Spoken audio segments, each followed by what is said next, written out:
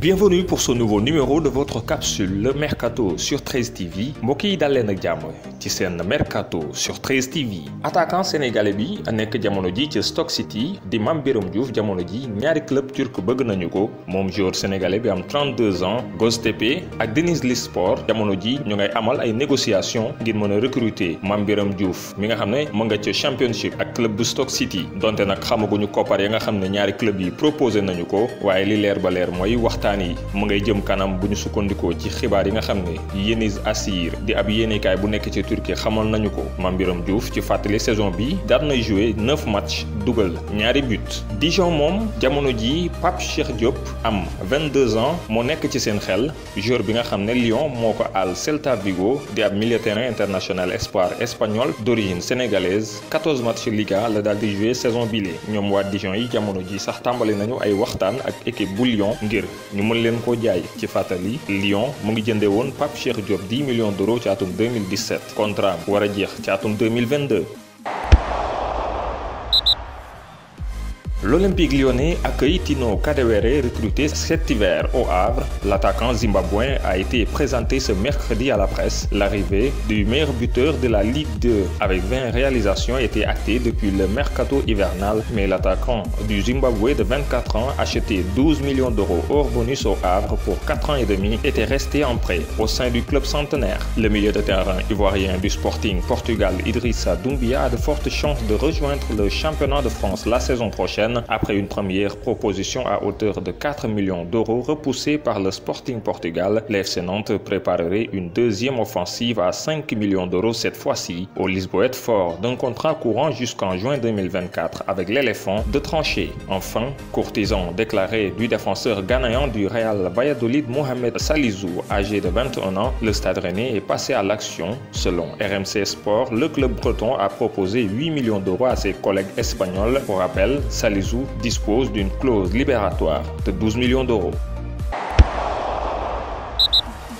Au chapitre du mercato des étrangers, selon plusieurs médias espagnols et anglais, Newcastle aurait débuté les discussions pour recruter Philippe Coutinho prêté par le FC Barcelone au Bayern Munich. Le Brésilien pourrait revenir en Angleterre 2 ans et demi après son départ de Liverpool. Désormais installé à la présidence de Monza, Silvio Berlusconi a révélé que le club italien rêvait d'attirer 2 grands noms sur le marché des transferts. Interrogé par Sky Italia, le patron de la formation promue en Série B pour la saison 2020-2021 a fait savoir que l'équipe lombarde pensait au milieu de terrain brésilien Kaká, âgé de 38 ans, et à l'attaquant suédois Zlatan Ibrahimovic, 38 ans aussi. D'après les informations de Tuttosport, c'est l'Atlético Madrid qui tiendrait la corde actuellement pour Edinson Cavani. Cet hiver déjà, Diego Simeone souhaitait recruter le meilleur buteur de l'histoire du PSG. Le quotidien italien assure que cela n'a jamais vraiment changé, même après l'échec de janvier. Une arrivée de Cavani à Madrid pourrait d'ailleurs entraîner un départ d'Alvaro Morata qui a totalisé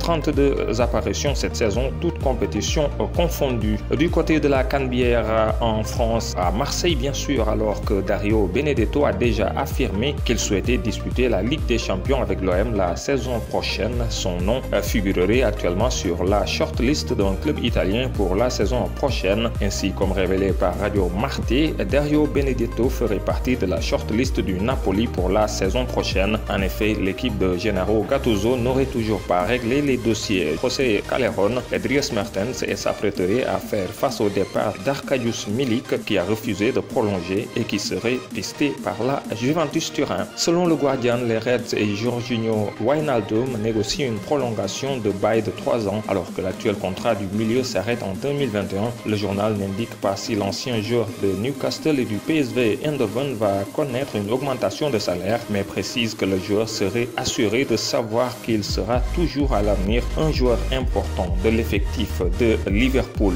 Et nous terminons avec le nouvel adjoint de Pep Guardiola chez les Citizens connu du haut de ses 54 ans, Juanma Yillo, et le nouvel adjoint de Guardiola et remplaçant de Mikel Arteta parti tenter sa chance à Arsenal en milieu de saison dernière. Juanma Yillo, cité par Guardiola comme son mentor, a notamment travaillé sous les ordres de Jorge Sampaoli avec le Chili et à Séville.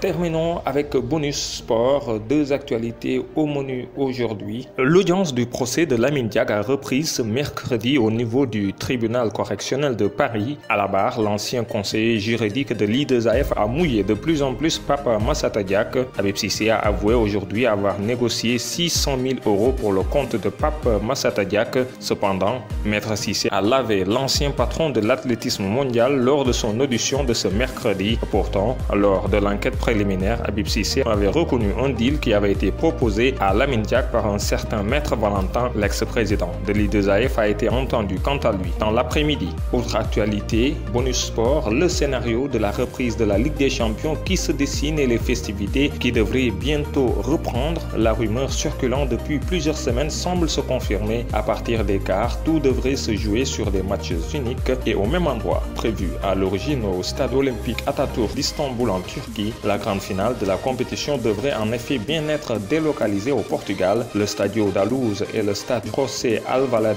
devraient être ainsi les deux théâtres de la fin de la compétition. Les quarts de finale démarreraient le 12 août. Quant à la finale, elle se tiendrait le 23 du même mois au Stadio da Luz. Au total, ce serait donc 7 matchs à jouer en 12 jours. Un format très serré, mais qui promet pour les fans de la compétition la plus prestigieuse des clubs de football européens, la Coupe aux grandes oreilles.